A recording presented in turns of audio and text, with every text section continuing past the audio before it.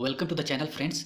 70th PPSC के prelim का exam 17 नवंबर को है। इस एग्ज़ाम में लगभग 60 दिन बच गए हैं। इसीलिए अब हमें वीकली या मंथली टारगेट्स के बजाय हर डे को टारगेट करना होगा। हमें डेली टारगेट्स पे फोकस करना होगा। एक एक दिन को प्रॉपरली यूटिलाइज करना होगा, तो ही हम इस एग्ज़ाम में अपना बेस्ट दे पाएंगे। आप सोचिएगा कि अगर 60 डेज़ बचा है तो हम 50 डेज़ का चैलेंज क्यों ले रहे हैं।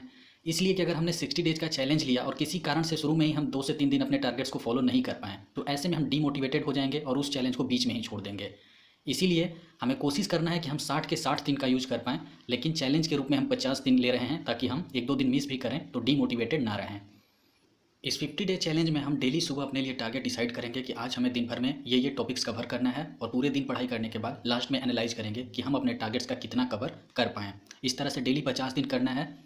आप भी इस तरह का कोई चैलेंज अपने हिसाब से डिज़ाइन कीजिए, क्योंकि अगर एक एक दिन का इफेक्टिव यूज़ किया जाएगा तो ही इस एग्ज़ाम में अपना बेस्ट दिया जा सकता है। तो आप जिन भी रिसोर्सेज को फॉलो कर रहे हैं, जितना भी टाइम आपके पास स्टडी के लिए अवेलेबल है, उसी के हिसाब से अपने टारगेट्स खुद से डिज़ाइन कीजिए और कोशिश कीजिए कि डेली उन टारगेट्स को अचीव कर पाएँ।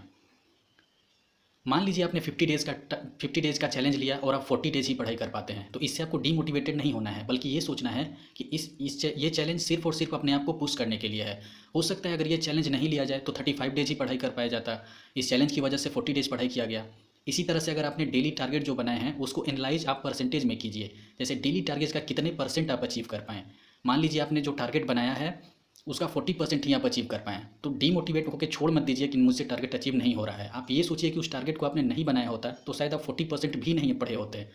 इसीलिए उस 40% को धीरे धीरे इंक्रीज कीजिए 40-50% के साथ धीरे धीरे, और कोशिश कीजिए कि आप अपने डेली टारगेट्स का कम से कम 80-19% अचीव कर पाएँ और धीरे धीरे 100% अचीव कर पाएँ। जब भी आप अपने डेली टारगेट्स को डिज़ाइन करिए तो ऐसा ना करिए कि बहुत ही टफ अपने लिए कर लीजिए, वो अचीव ही ना हो पाए। आप 14 घंटे का टारगेट डिसाइड कर लिए और आपसे अचीव ही नहीं हो रहा है, आप डीमोटिवेटेड हो गए। या एकदम ही आसान मत कर लीजिए कि ऐसा टारगेट जो आधे घंटे में ही कंप्लीट हो जाए। अपने हिसाब से जितना आपके पास समय है पढ़ाई के लिए, उस हिसाब से, और जैसे आप इतना पढ़ाई करके 2 महीनों में आप 3 से 4 बार सिलेबस को अच्छे से रिवाइज कर पाएँ, इस हिसाब से अपने टारगेट्स को डिज़ाइन कीजिए।